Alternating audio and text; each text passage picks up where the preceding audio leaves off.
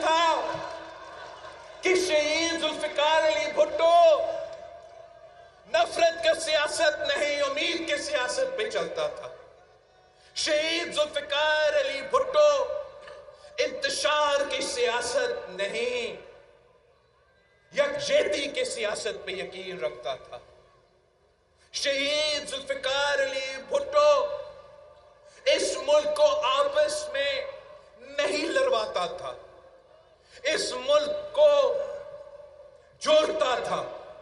اور آج بھی اگر ہم نے پاکستان کے مسائل کو حل کرنا ہے، پاکستان میں جمہوریت کو طاقتور بنانا ہے، پاکستان میں آج بھی معاشی انصاف دلانا ہے، پاکستان کو دنیا کا میں ہمارا جو آئسولیشن ہے اپنا خارجہ پالیسی کے تھرو اپنا مقام، کھویا ہوا مقام واپس حاصل کرنا ہے، تو پھر پاکستان پیپلز پارٹی کا یکجہتی کی سیاست، پاکستان پیپلز پارٹی کی امید کی سیاست یہ حاصل کر سکتی ہے.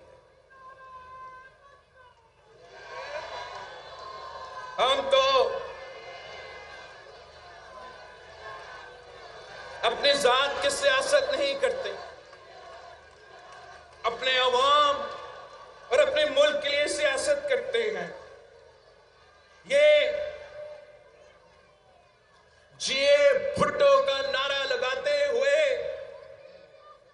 ہم نے یحییٰ خان کا آمریت ختم کیا، ضیاء الحق کا آمریت ختم کیا، عامر مشرف کا آمریت ختم کیا، اور سلیکٹڈ راج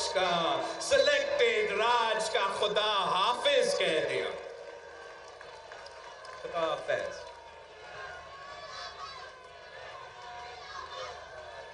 ہم نے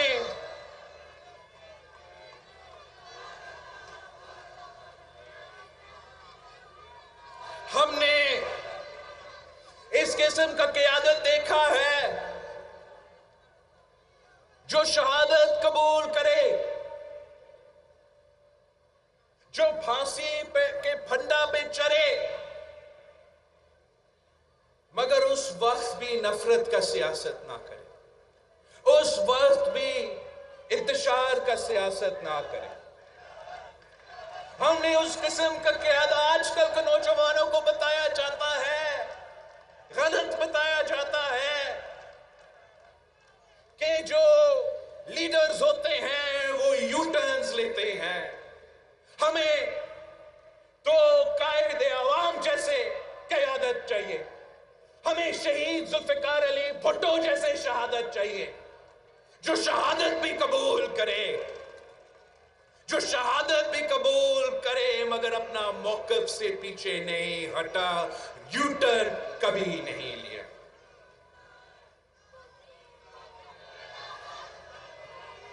یہی نظریہ شہید محترمہ بینظیر بھٹو نے آگے لے کے چلی. والد کو شہید کر دیا گیا، دونوں بھائیوں کو شہید کر دیا گیا، والدہ کو جیل میں ڈالا گیا، لاٹھی چارج کیا گیا، وطن کیا. خود وہ ضیاء الحق کی آمرانہ جیل برداشت کی، خود جلا وطن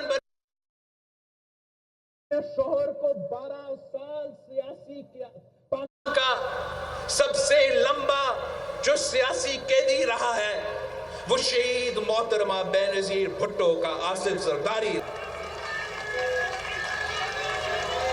مگر اس 30 سال سیاسی جدوجہد میں جو پاکستان کا سیاسی کربلا ہے، اس سیاسی جدوجہد میں شہید محترمہ بینظیر بھٹو نے ایک دن کے لیے بھی نفرت کی سیاست نہیں کی، ایک دن کے لیے بھی انتشار کی سیاست نہیں کی. والد کو شہید کیا گیا، دونوں بھائیوں کو شہید کیا گیا، آخرکار خود شہید ہو گئے، مگر زندگی بھر کبھی نہیں پاکستان کے خلاف کوئی نعرہ بھی اٹھا۔